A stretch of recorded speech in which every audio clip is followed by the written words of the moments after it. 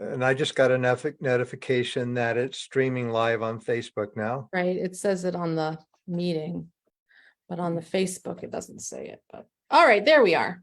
Here we are.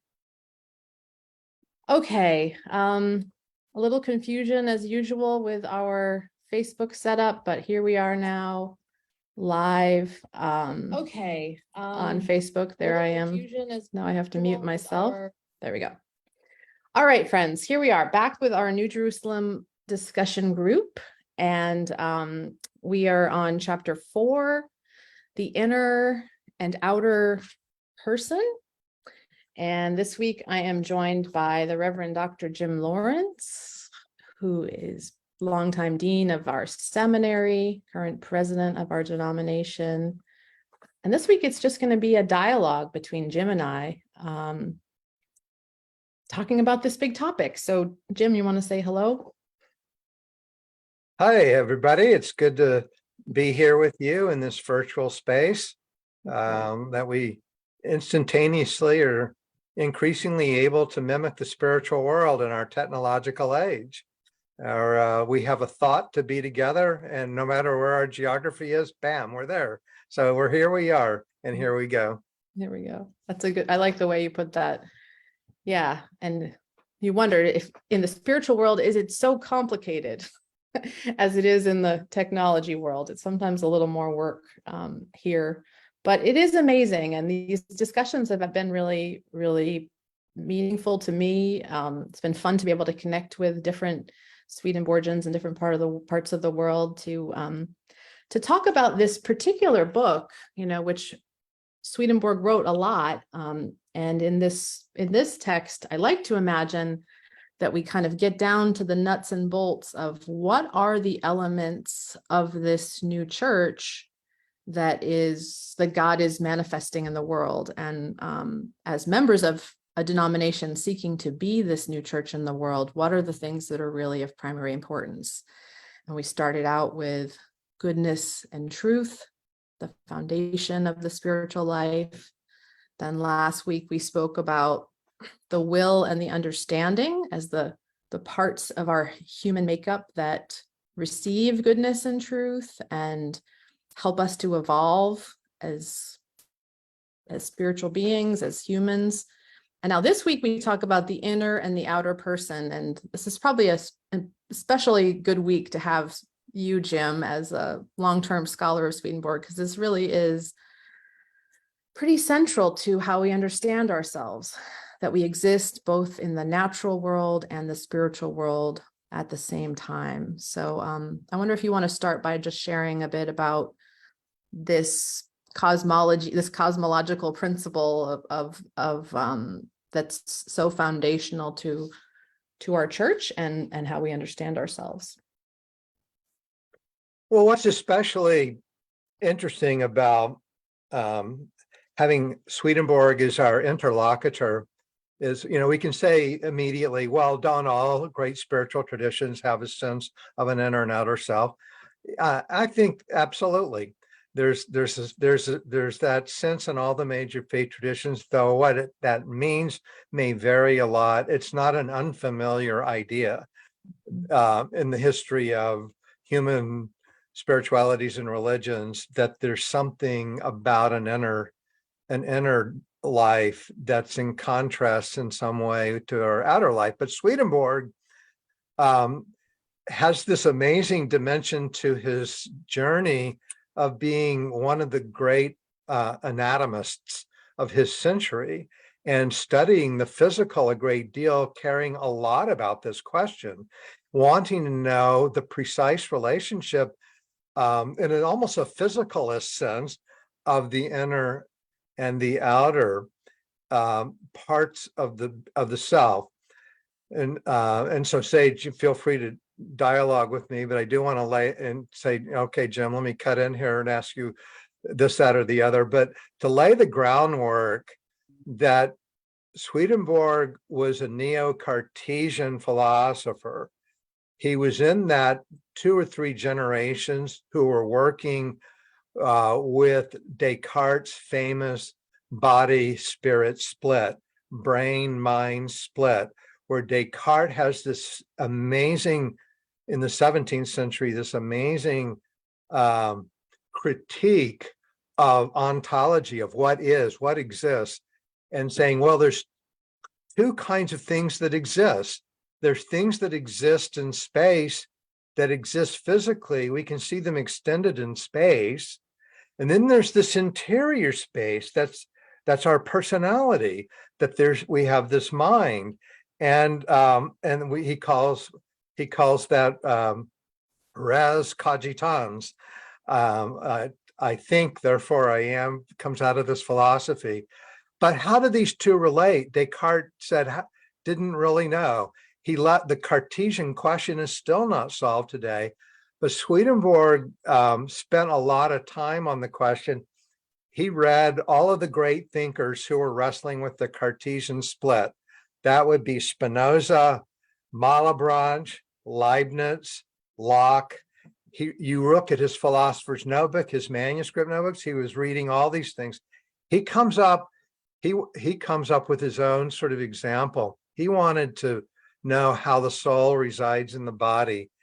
And without getting into any further into that journey, I just want to note that Swedenborg is a striking spiritual philosopher on the historical landscape, with the way he grounded himself quite specifically into a study of the body, the physical self, the outer self, what he calls the natural self. He has a lot more engagement in a highly sophisticated way than the vast number of spiritual writers, across time. And the last thing to say about Swedenborg, the anatomist, is he's now regarded, he finishes his time working on the brain. He has these 3 fat volumes in the brain, and he develops this theory of different parts of the brain have different functions. And he's regarded now in science history as being the first one to develop a theory of brain location theory.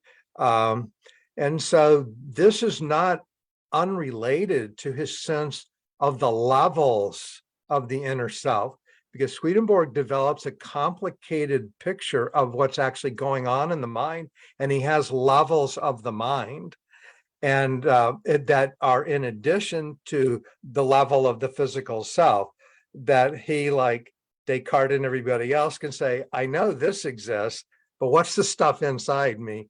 So he has a lot to say about the structures of the inner self, the spiritual self.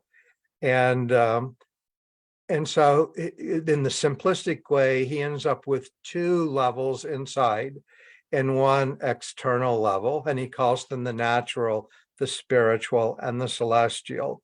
In many ways, it gets more complicated than that, but we can keep it simple. Famously, Swedenborg says we have 2 components in our inner self that are always functioning in an intertwined way that produce all of our senses of consciousness. We have structures from mental cognitions. It's figuring things out. We're interpreting things in our mind. And we also have this more subtle part of ourself, subtle in some sense, around what our desires are, what he calls the will. It's the love function with all the spectrum of high evolved, beautiful love to extremely ugly, selfish, hurtful loves. But those loves are powers. They're 4 psychic powers, and they're the engines of the inner life. And the cognition part, the mind part, is in a sense riding with those emotional forces, those spiritual will forces, to be constantly in some sort of space of being, that we have a sense of ourself. We have a sense, every one of us right now has a sense of ourself.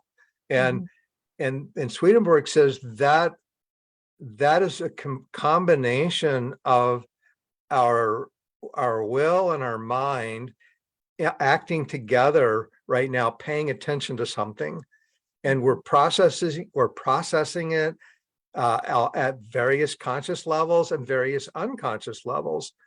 So ultimately, in the spiritual sense, Swedenborg feels that nothing's more important in this topic, because without having an attempt at living a good life in an intentional way, people are governed by their physical selves. They're governed by what he calls the natural mind. And you can read in this chapter that he frequently uses the noun evil with that, because if the natural mind is on its own without any governance, any coaching, any aspiration to challenge itself and transcend itself, it goes for the lowest. It goes for the most selfish. And so the natural mind is the physical sort of in control in a certain way. But that doesn't mean there's not an interior life going on. It just means that the natural's controlling the interior life. And in the Swedenborg cosmology, that's not a good thing. You may not ever wish to be different than that. You are welcome to have it for the rest of being and time. But in a relativistic way, it's not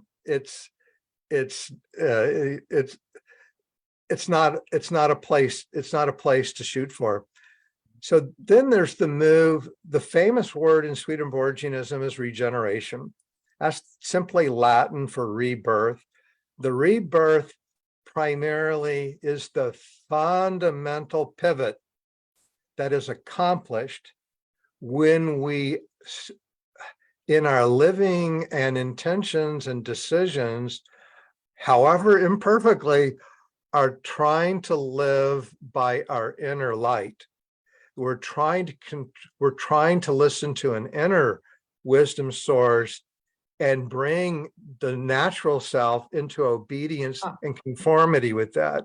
However well that is being done, from outstandingly to still pretty badly, that's a pivot that he calls the move to the spiritual self. And he calls that rebirth. And if you stick with it, even though I'm still in beginner class, right? You have made a pivot that can continue to be perfected for a long time. So then the last thing I'll say, and then stop for questions, is what about that celestial? So let's get back to that head and heart, that will and intellect. Swedenborg says we have those two functions inside ourselves at all levels. Those are both active in the natural self, they're both active in the spiritual self, and they're both active in the celestial self level. But there's a difference among them in that the spiritual tends to emphasize the being led by cognitions, that we're striving through our best understanding to pull our will up into a higher space, to pull our loves into a more transformational space. The celestial level is a past a threshold where that's happening more naturally. And so the love side is increasingly taking the lead seat in how we're living, and the cognitions are coming along in an excited way. So that pivot, that shift from spiritual to celestial, has to do with a kind of point in spiritual development where suddenly there's a more of an automatic kind of living in that space of higher loves, that we don't have to work so hard to keep it there. And then there's one book that does a good job with this. Maybe a lot of people on this call know who Rosalind Taylor is. And a few of those people may know her father is Douglas Taylor, who's now living in the next life. He wrote a book.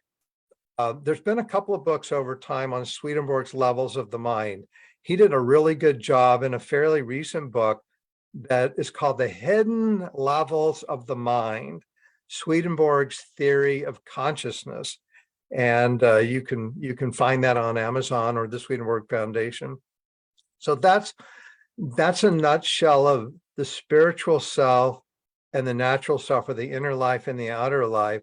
But the goal for Swedenborg is to understand that our power for living is within our interior spiritual self, and its capacity to master the natural self, and not vice versa. And spiritual practices and spiritual living and spiritual efforts are to gain that mastery. That's where I'd like to turn the conversation, so we have this foundation of we are primarily a spiritual being, and get, jump in and contradict me if you have a different perspective, but that we're primarily in the spiritual world, and this is our eternal life. This is the place that we will exist forever through, and that we're having this temporary earthly experience where this spiritual reality is getting the chance to live in the world, to manifest in the world.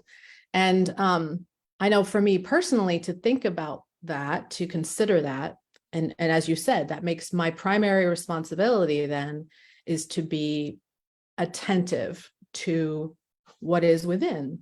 And I think for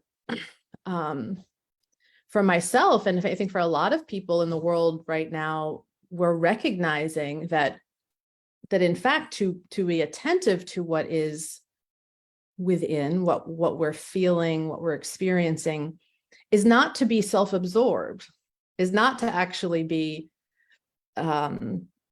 too kind of concerned with self, but actually when we're attentive to what is within us, we actually, there's a reciprocity where we become more connected to everyone else, because we realize that inside of us is this spacious spiritual reality that actually connects us. And I wondered if you had anything to share about that, Jim, because I'm really starting to feel that palpable connection, and that I think there's an opportunity in what Swedenborg is offering us to realize the primacy of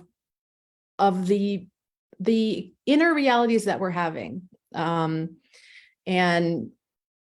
that potentially what he's articulating about kind of calling us to that attentiveness, that's what's really needed in the world right now, kind of at an individual level and on a collective level, that our obsession with the material world and our obsession with all the things we do with the material world, all the crazy stuff we make, all of the plans we make, that it's almost gone on overdrive, and it kind of loses its purpose. And that part of what the understanding of the inner self and the outer self is inviting us to, is to remember our purpose, to remember that the inner experience is what's real, to remember the eternal. And I don't know, I wondered if you personally, what it means for you personally to kind of know yourself as a primarily spiritual being, or if there's a way that you've practiced that in your life. Well, importantly, even though it was mentioned briefly, let's emphasize around purpose and around Swedenborg the word love. Mhm. Swedenborg is a love theologian.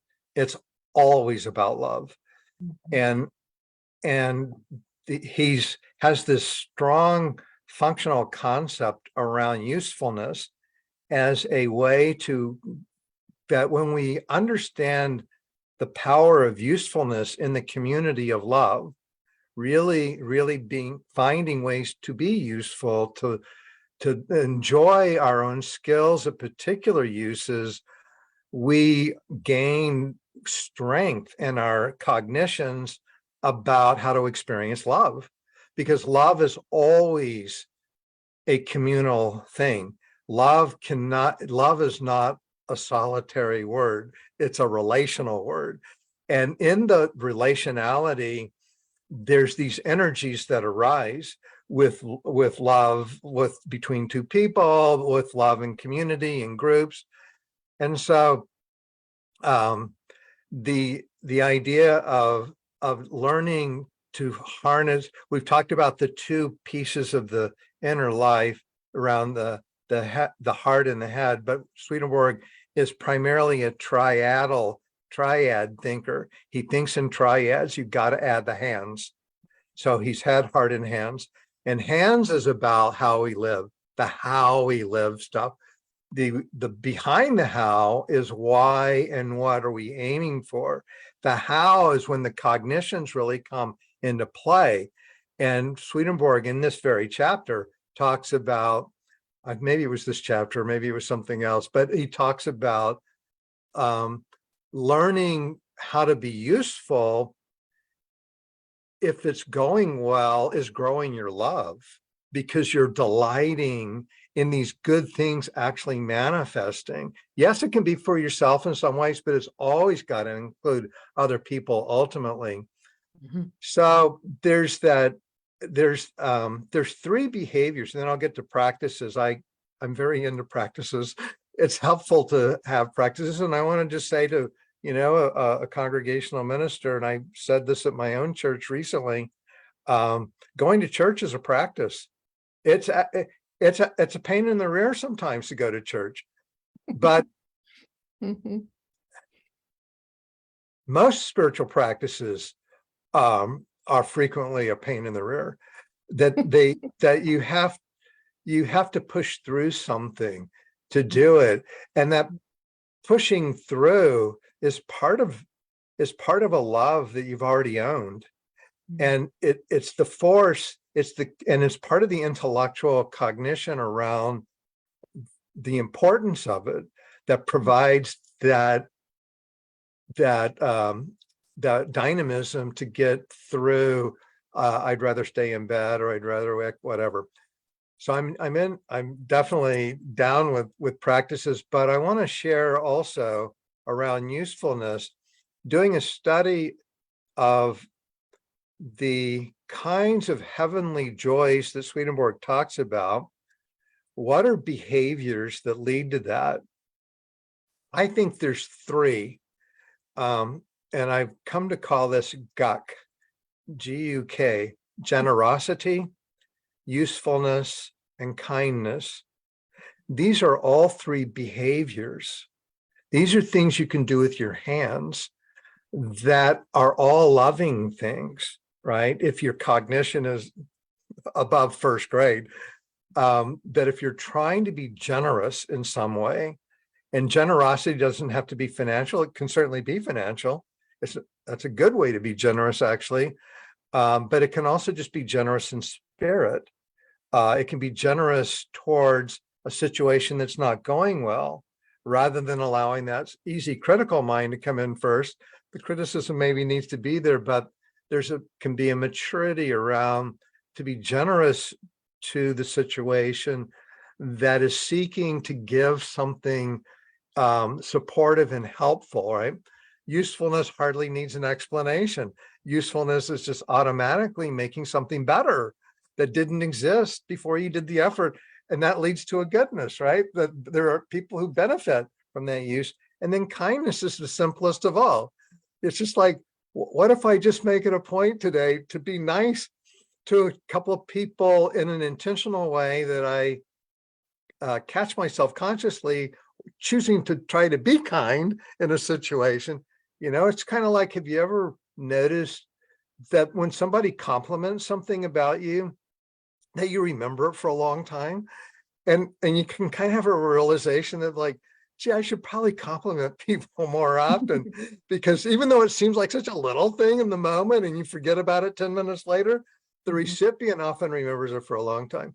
So these are kind of behaviors, I think, that are part of the inner life, the inner self, choosing, working, and striving to abide in the ways of concrete love that is mastering the natural self. Mm-hmm. So, yeah, I I have love those. spiritual practices. I love those three that you've identified. I was just in a conversation the other day about the basics, and someone else also mentioned three, and the three they mentioned were gratitude, awe, and compassion, which are, there's some similarities between what you've shared Oh, and and I that. have a spiritual practice for all of those, but Mm-hmm. those are in inner disposition. Mm-hmm. And I think those are powerful. So I love that stuff.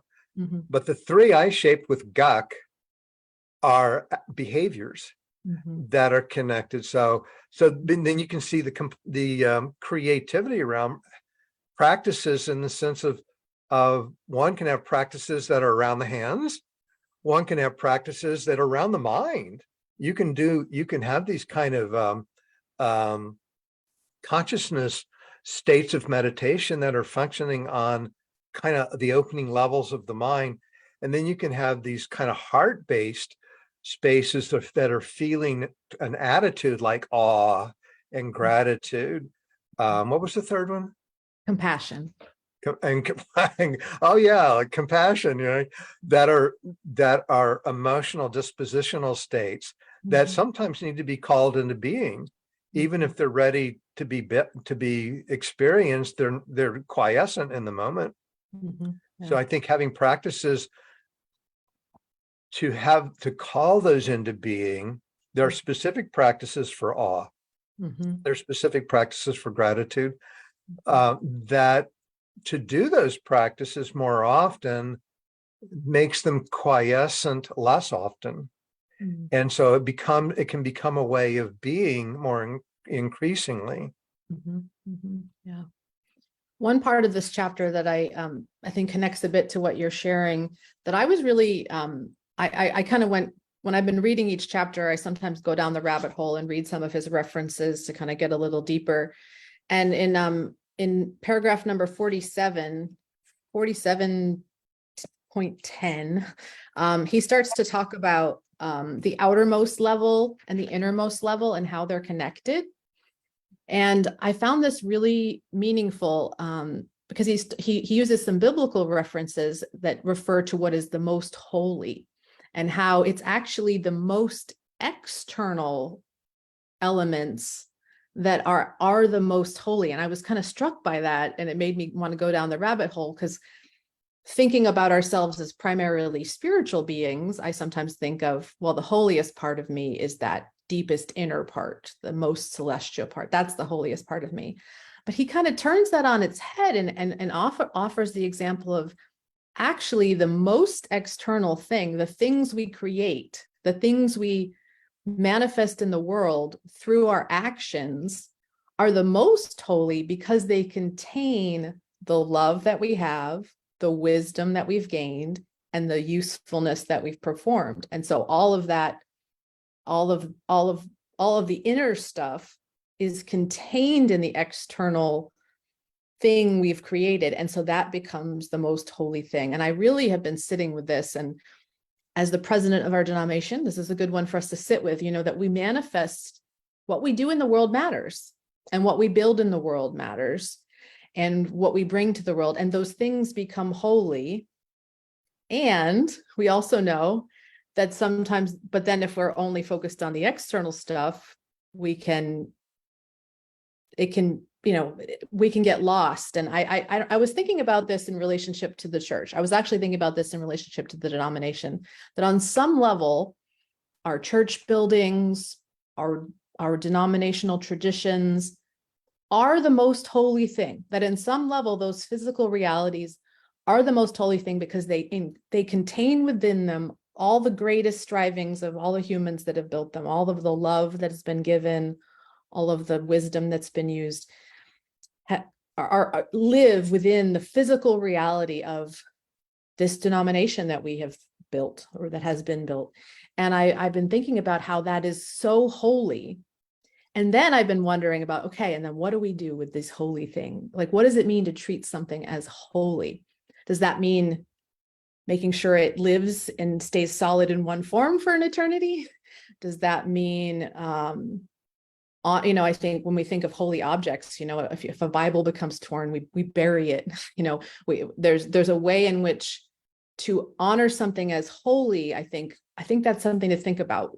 And it's something I want to think about, to honor those external things that are holy, while also knowing, physical things are always coming and going. They're being born and they're dying. And there's a call in there to me, I think, to honor the external things that we produce, while also staying in the flow, realizing God's still in us, God's still bringing new life in us. And how do we honor these things that are holy without turning them into idols, without kind of, I think it opens the question. In my mind, it means to know that this is holy means to be attentive to it, to honor it. And that means also honoring the phase that we're in, whether it's a phase of birthing or a phase of dying. And I don't know, I just wondered if you had any thoughts about that, or, how to hold the physical life we live in. Like, we know we're spiritual beings and there's power in that. And we're here on earth to live in the natural world, to do things, to care about each other, to build stuff. And then what do we do with the stuff we've built? Oh, it's holy. Our love is in it. And then how do we keep, how do we keep the movement? How do we keep the relationship with what God is doing on the inside and what's been built on the outside? It feels like we're at a time in our history and life where that question needs to be wrestled with, because so many of our, not just church, but, so many of our institutions that have been built through love, through use, through, sometimes get to a point where they're not serving people in the same way or need to be changed. And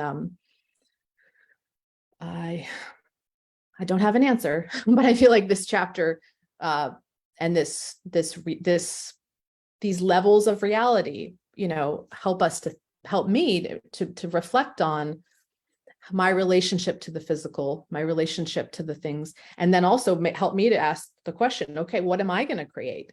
Because I think in realizing that it is the things that become holy that we build is a call to create in the world. If we just sit around and feel our celestial love and just sort of feel self-satisfied in that, that's also not the full call of life. So much of it is about being of use and getting to work.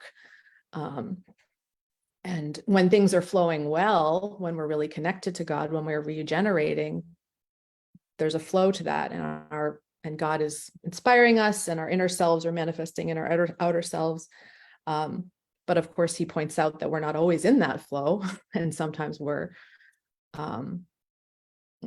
not, we're basing ourselves only on material concerns. We're not, and I think my highest hope in being a part of a church is to treat it as holy and to be in the flow, to not get lost in the external of how are we going to arrange this and fix this on the external level, but how am I going to be faithful to God on an internal level in relationship to these physical realities that are so challenging at this moment. Yeah, there's sort of two large questions that you have going with that. One that has to do with why the physical exists at all, and Swedenborg, then why that which is external and natural, in a sense, is the most holy, because in the Swedenborgian sense of the necessity of the natural, which again, he's not alone in the major faith traditions around this. The natural plane, the heaviness of and the denseness of this plane, where it's actually challenging to move around, it's challenging to survive, is a necessary gymnasium for exercising the beginnings of spiritual muscle. And so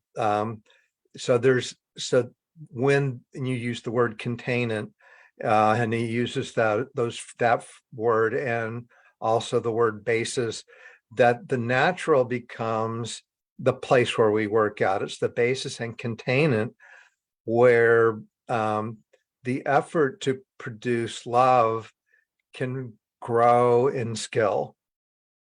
Without that we wouldn't have muscle. So that's just a metaphysical kind of structure of thought that Swedenborg shares with others. He has some specific things around it. But then but you also then are kind of looking at in the beauty of what can become of the human endeavor in this heavy, drossful world, and the things that are created that can be seen as triumphs or as things that were successful around holiness, the effort to be in the right direction. What do we do when the practicalities of surviving as an earthly organization, and something that we share with most of American organized Christianity? And I don't think there's a one true way around any of that. It runs the gamut, and if I stick with usefulness, then that's my primary lodestar in terms of organizational decisions. What is the most useful? Maintaining a past. Hey, I'm a historian. I'm all down with maintaining a past, maintaining an understanding of where we've been and celebrating that and having fun seeing all of the cool things, marveling at the distinctive journey. But my sense of usefulness, it has a pragmatic sense. And so, but then I'm just one person with particularities and unusual, I have my own kind of, we're all individuals, right? And in my individual makeup, I cannot prefer a present tense level of connection in usefulness just because it's always been that way. I want the greatest good for the greatest number. I'm a pragmatist. I'm William James. I'm Ralph Waldo Emerson. And I think Swedenborg was ultimately a pragmatist because he was willing to throw out the whole old church. He says, hey, it had its day, had a lot of good stuff, problems along the way. Those got worse. Finally, it was time to knock it down. That was his critique of Christian history. So I think it's good to have conversations for where the church can go in these rather trying times, to reach the greatest good in the greatest way and have produce actual goods to make good things happen for more people. What would that look like? And there's an enormous cottage industry in organized religion around all of that. I myself as president, I in some ways, I did not think I would be willing to be put up for president. The pandemic changed that for me. I'd been talked to occasionally about it. It was never something I aspired to, because I'm kind of a boots on the ground person.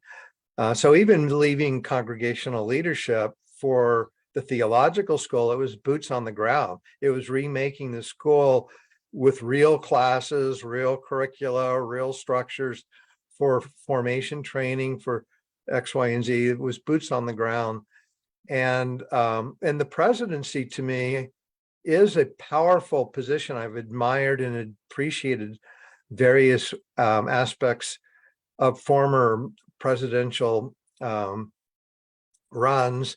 And I saw how important it was to take care of business properly. It was in some ways, a very sort of executive level of administration. And then if you don't do that well, it messes up energy going down to the ground. And so it's important to do that. But I was conscious of that living through previous presidents around, and especially seeing when it was done really well, going, yes, yes, yes, that's the church really works well when that's happening.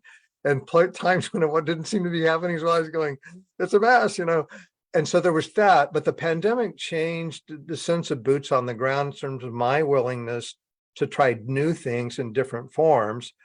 Is that when I lived through the pandemic as a professor at Pacific School of Religion and at the Center for Swedenborgian Studies, I was working with all these different traditions, and everybody had to go virtual, and for at least a year, and that was a profound experience for me to watch many dozens of ministers I know from different traditions handle it in different ways. And the end of my little story with that is I saw the power of the virtual. Everybody had to go virtual. Let's just, in rough numbers, and these aren't super far off, more than half the ministers couldn't wait to get out of that. That's cool. I totally get that. No criticism of that.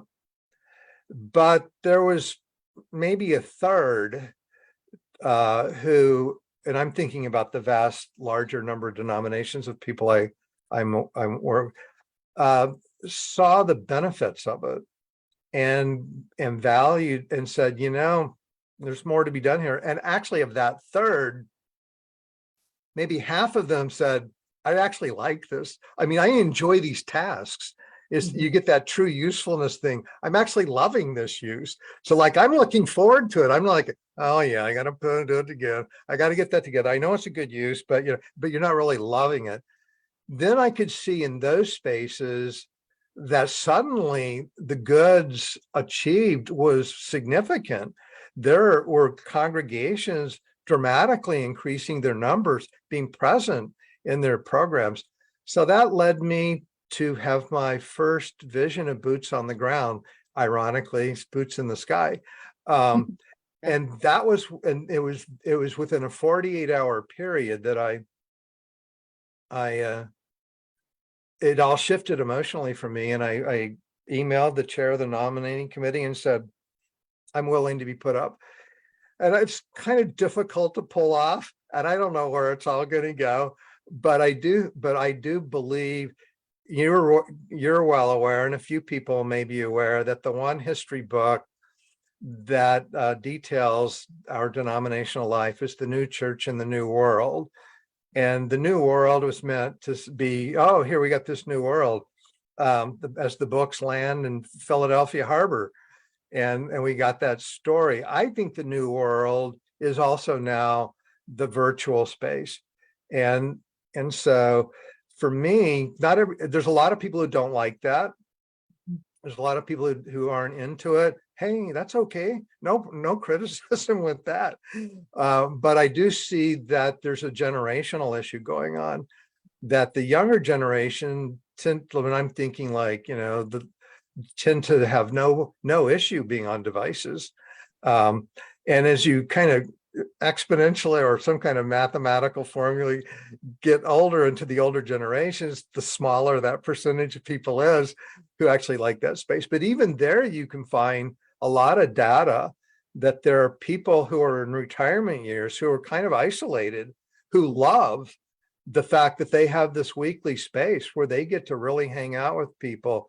So that's an example in my work of looking for something, of being quite willing to leave a lot of the old behind, not as a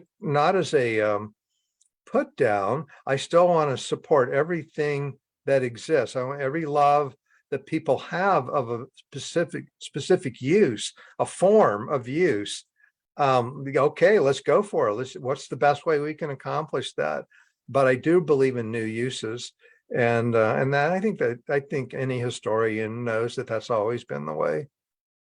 It's always been the way it's gone. And it's hard not to see this moment of connectivity around the globe I was just commenting on Sunday in the service, this is not even with the internet, but like in my house, I have like every primary religious text, every mystical text, like ever written throughout history. Like the amount of access that we have now to spiritual truth and then also to each other is seismic. We can't we sort of take it for granted and we don't feel the awe of it that often.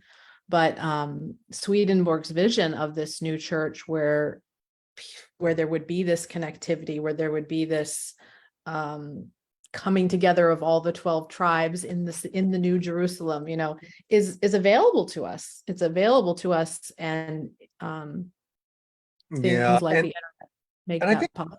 a crucial thing with social media is these great books. I've been in publishing. Boy, I revere books. I worship at the idol of the thick bound volume.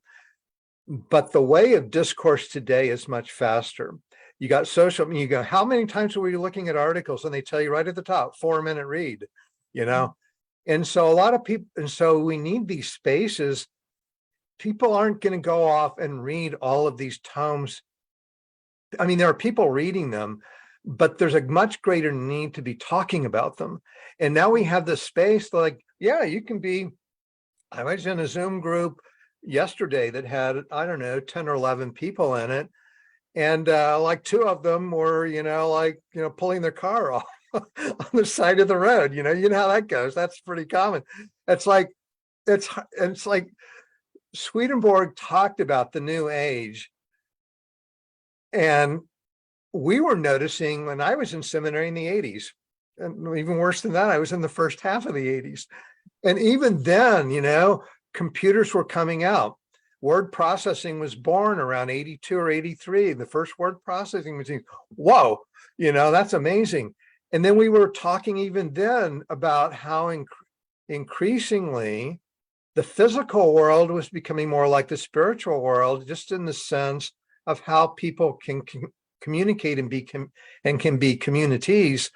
That was so that it's just lightning speed now, going up like this. And that was in the early 80s. We're seeing that the new age, in that way of being together, having heavenly communities, spiritual communities, is radically transforming. And now jump forward a few decades, and it's just increasingly amazing.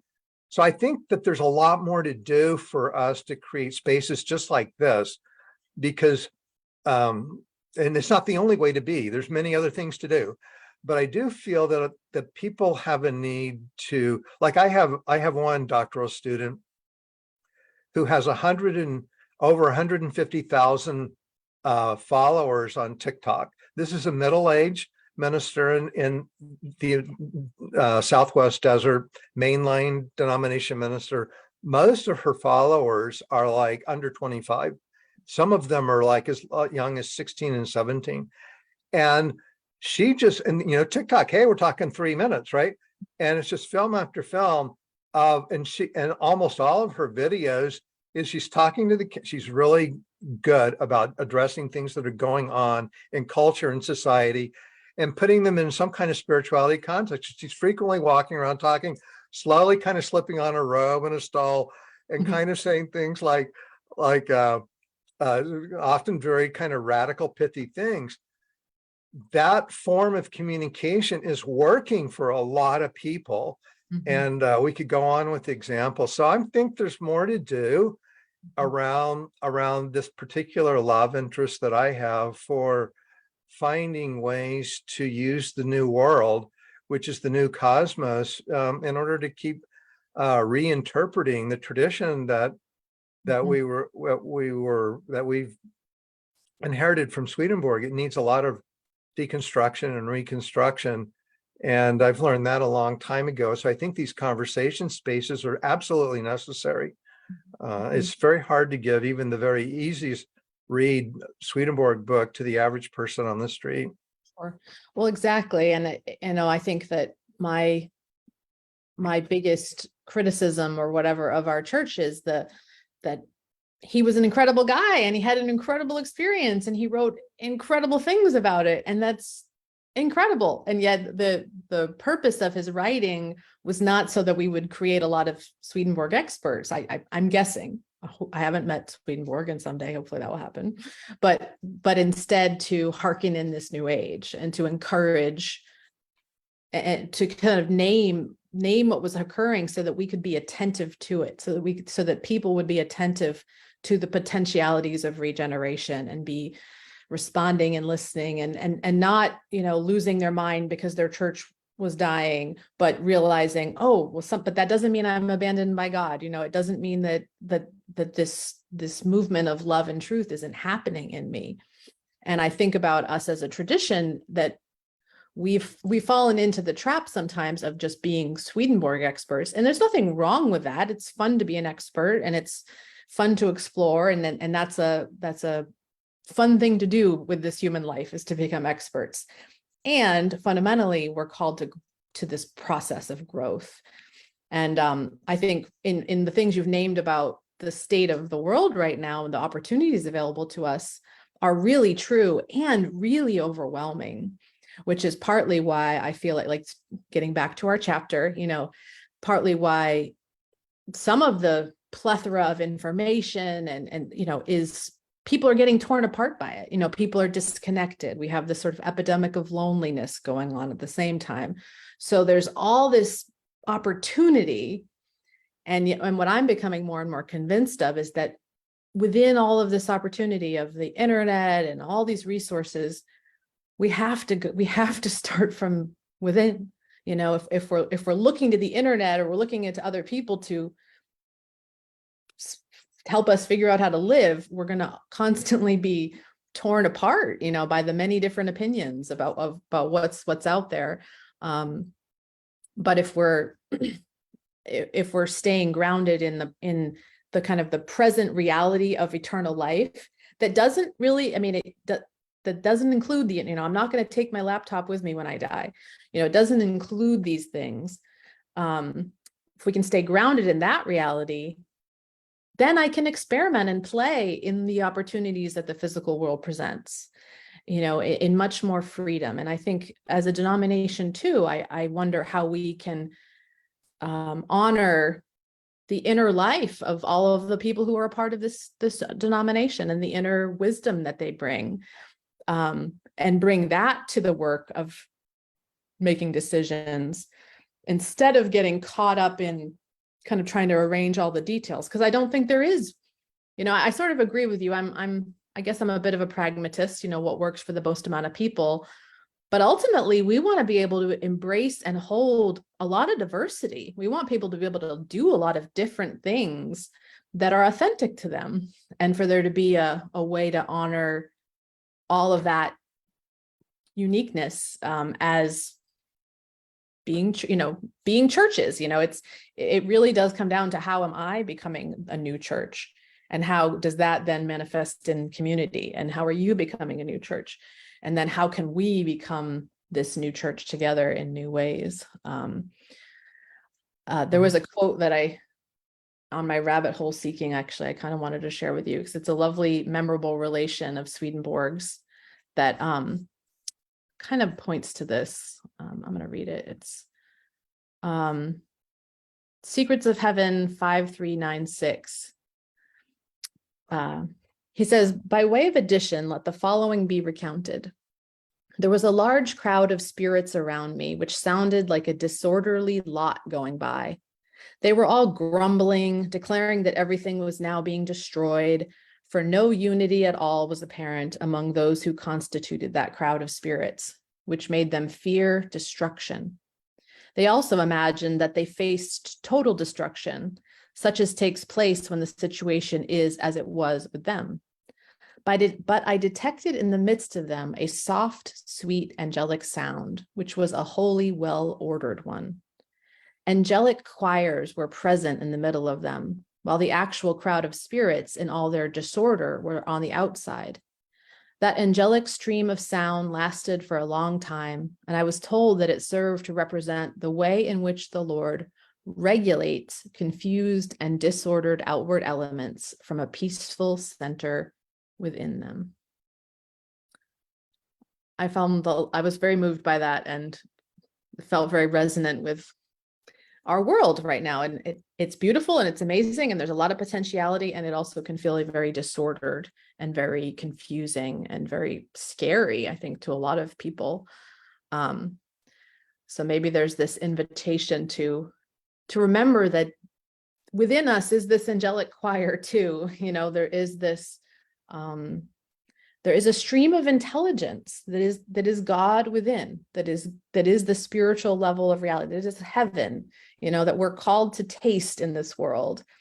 And to me, it's that taste that we need. And once we have that taste, then we can try anything we want to help other people taste it. Maybe it's the internet, maybe it's our local, to me, I feel like the new church we should have millions of different ways to be the new church. It can manifest and it needs to manifest in an external form. And it kind of needs to start within the stream of love and goodness that is implanted, it's in the living beings. It's not in the books. It can be stirred up by the books, but it's in the living human beings that are alive on this planet right now. And I would like it to see us honor that maybe a little bit more than. Well, I think the big kernel or the big holder for that for me is finding a way to be useful. Mm-hmm. So the only thing, a standard bumper sticker of mine in church growth is the only thing that works in the marketplace is excellence. It has to perform a use. And so finding a way to have to be able to have things happen that are useful to people is kind of the main job, I think. Finding a way to make connections, how to bring, so that there's the forms have existed for a long time and they continue to slightly evolve and some new forms get added. But I think that's kind of our big work is to find, and it could be changing useful vessels. It could be moving away from direct Swedenborgian discourse. I mean, that's been done at other times in the history of the church, to just really kind of get into the activity of how to be gathered together and doing good and useful things together without so much Swedenborg talk. So I think that's kind of our challenge is to create program structures that are true to our own wisdom system, not meaning the Swedenborgian, but just personally with each person, and to work that out into activities and vessels of being a church in some kind of way. That's just a straightforward way of anything existing. It has to perform a use that people are willing to show up for it. They're willing to be there for it, and money wise or whatever. And I think there's a lot of good things going on in the church, and we should take some solace from the fact that we are amazingly well known for how small we are. It's always been kind of culturally a little bit of a difficult, exotic kind of food to sell, even though once you get a taste for it, people really like it. But of all of the really small, tiny movements sociologically in the history of American Christianity, we're just noted all the time by historians of religion in America as a remarkably visible movement. So there's that going for us. The other thing so we feel a little bit better. The other thing that to kind of not make us feel so badly is that everybody's shrinking. And so all of the liberal main lines are in decline, and even the evangelicals are now in decline, and a lot of that's generational. And so I think the whole culture of spirituality is wrestling with forms and uses that can connect with people. And it's not an overnight easy sort of thing to do. I think we just keep working at it. Agreed. Well, thank you for your time today, Jim. We're All at right, 1:00, here. so I'll let you off for your day, and I hope to be in conversation with you again soon. All righty, thanks, All right, Sage. bye-bye. Bye. Bye, everyone.